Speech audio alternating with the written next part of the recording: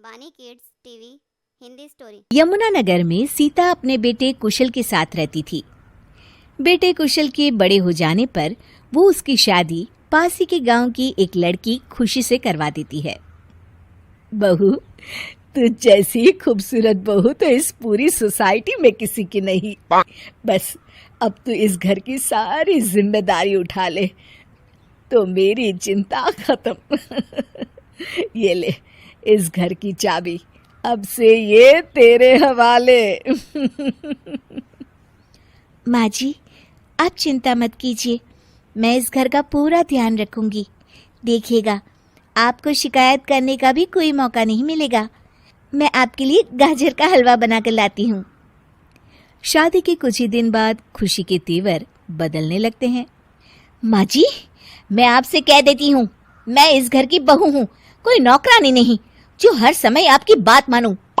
बहू, मैं तो बस ये कह रही थी कि तू हर समय फोन पर ये किससे बात करती रहती है।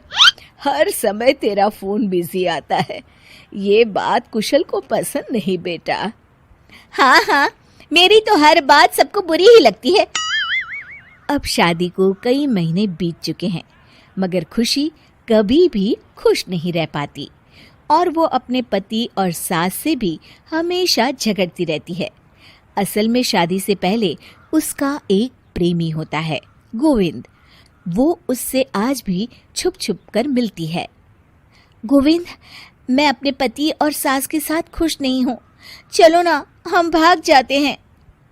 तुम एक काम करो, घर से सारा कीमती सामान ले आओ, उसके बाद मौका देखकर हम भाग जाएंगे। खुशी के पति और सास उसे बहुत प्यार करते हैं, मगर खुशी फिर भी उन्हें धोखा देती है और धीरे धीरे अपने घर से कीमती सामान को चोरी करके गोविंद को देने लगती है। उसकी सास को घर से सामान चोरी होने का संदेह होने लगता है। बेटा, समझ नहीं आ रहा, ये घर से धीरे धीरे सामान कैसे गायब हो रहा है। कौन सा सामान माँ? अरे वो चांदी के बर्तन जो मैंने बनवाए थे वो दिख नहीं रहे। यहीं कहीं होंगे माँ, आपकी बहू ढूंढ देगी। कितने बेवकूफ हैं ये माँ बेटे, इनका सारा सामान मैं गायब कर दूंगी और इनको पता भी नहीं चलने दूंगी। और इस तरह से धीरे धीरे खुशी घर का सारा कीमती सामान चोरी करके गोविंद के पास रखवा देती है और कुछ महीनों बाद उनके पास बहुत कीमती सामान इकट्ठा हो जाता है और दोनों भागने की योजना बनाते हैं। खुशी, आज रात को आधी रात होते ही तुम अपने घर से भाग कर आ जाना।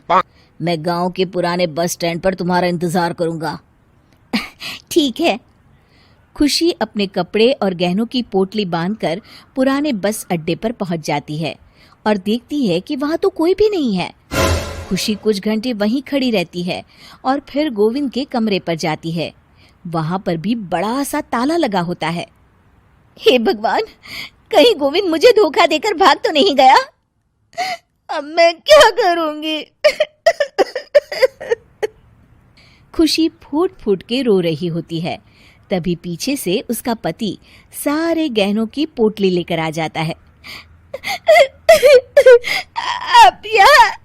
हाँ, मैंने गोविंद को गांव छोड़ने से पहले पकड़ लिया था और ये सारे गहने भी उससे ले लिए।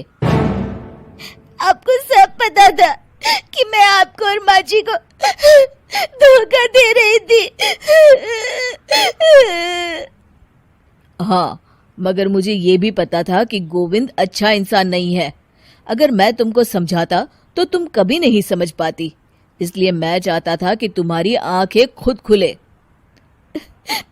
मुझे माफ कर दीजिए। कोई बात नहीं खुशी, मगर हमेशा ये याद रखना कि तुम्हारे अपने कभी भी तुम्हें धोखा नहीं देंगे। माँ और मैं तुम्हें बहुत प्यार करते हैं और हम दोनों चाहते हैं कि खुशी खुशी खुशी हमारे घर रहे, क्योंकि तुम ही तो हमारी खुशी हो। हाँ, मैं आज के बाद आपको और माँ जी को कभी निराश नहीं करूंगी।